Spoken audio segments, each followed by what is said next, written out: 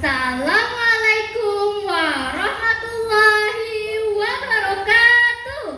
Waalaikumsalam warahmatullahi wabarakatuh. Dengan segala magicku, aku susun sebuah cerita berjudul Anne dan Avonlea. Tim Pahang. Hai, perkenalkan, nama saya Cutsara Sakifatun Nisa, berasal dari kelas Putropal.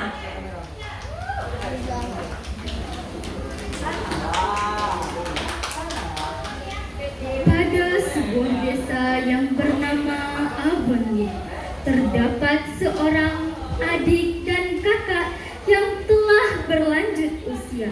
Mereka memiliki ladang yang begitu luas.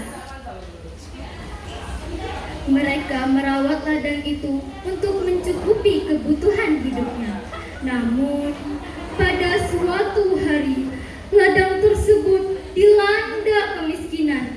Hal tersebut terjadi disebabkan kapal yang membawa hasil dari ladang mereka hanyut. Dengan cerdik, seorang adik ingin mengadopsi seorang laki-laki agar ladang tersebut tetap dirawat dengan baik. Kemudian, seorang adik tersebut berpergian ke sebuah kota yang begitu jauh dari Avonlea. Ia berpergian jauh. Kemudian, setelah ia sampai di tempat tersebut, ia hanya mendapatkan seorang anak perempuan yang berambut berwarna merah. Ia sedikit kecewa dengan hal tersebut karena seorang wanita memangnya bisa menjaga sebuah ladang yang begitu besar. Kemudian ia tetap membawa pulang seorang anak itu. Anak itu bernama Anne Shirley Carver. Kemudian anak tersebut ia bawa pulang ke rumahnya. Saat sampai, kakaknya pun berkata, "James, apa yang kamu lakukan? Anak ini memangnya bisa merawat ladang kita?" "Tidak apa-apa, Marilah, kita bisa merawatnya."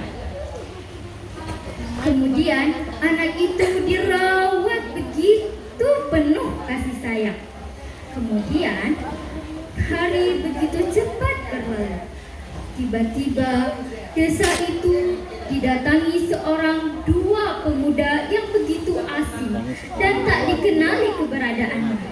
Mereka mencalonkan untuk merawat ladang tersebut. James dan Marilla pun menyetujuinya. Namun James dan Anne kelama-lamaan merasakan hal yang aneh, hal yang tak pernah dirasakan kepada keluarga mereka. Pada malam yang begitu gelap, yang hanya dicerahi oleh bintang-bintang pada saat itu, seorang pemuda mengumpulkan seluruh penduduk desa, dan ia berkata, "Dengarkan aku, jika desa ini ingin berkembang, maka kita harus mendapatkan sebuah emas di bawah ladang." Namun mereka sebenarnya tak menyetujui hal tersebut. Untuk menghargai tamu tersebut, mereka pun menyetujuinya. Lalu, apa yang harus kami lakukan? Kalian tenang saja, biar aku dan temanku yang menggali ladang ini untuk mendapatkan emasnya. Kalian hanya cukup mengumpulkan uang 100 juta untuk membayar kami. Baiklah. Kemudian, kepala desa tersebut memberikan uangnya kepada pemuda itu. Anne dengan cerdiknya, ia menyelidiki pemuda itu pada malam hari. Ternyata di desa itu tak ada emas. Mereka berbohong.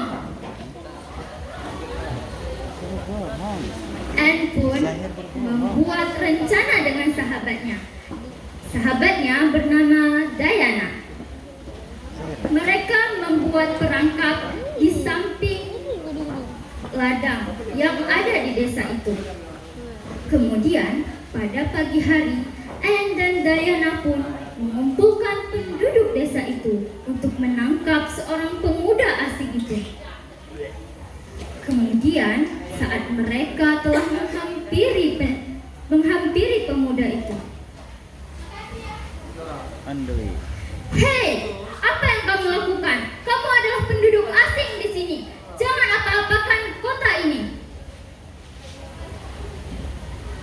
"Aku melakukan tugasku. Aku merawat ladang kalian dan akan mengambil emas untuk masa depan desa ini."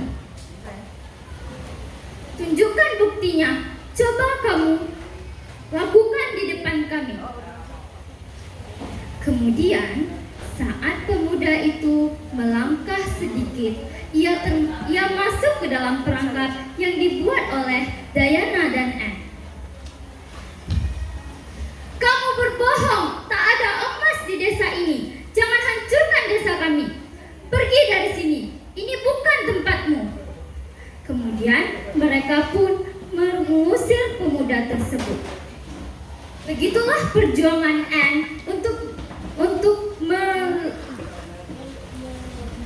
melindungi ladang yang mereka punya.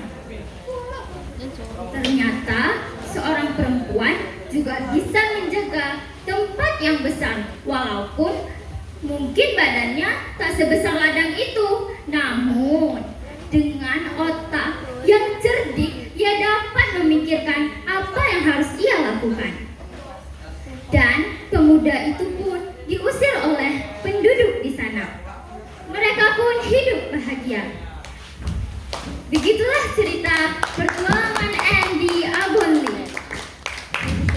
Pesan yang dapat kita ambil dari cerita ini adalah jangan meremehkan siapapun orangnya dan jangan cepat mempercayai orang-orang yang asing.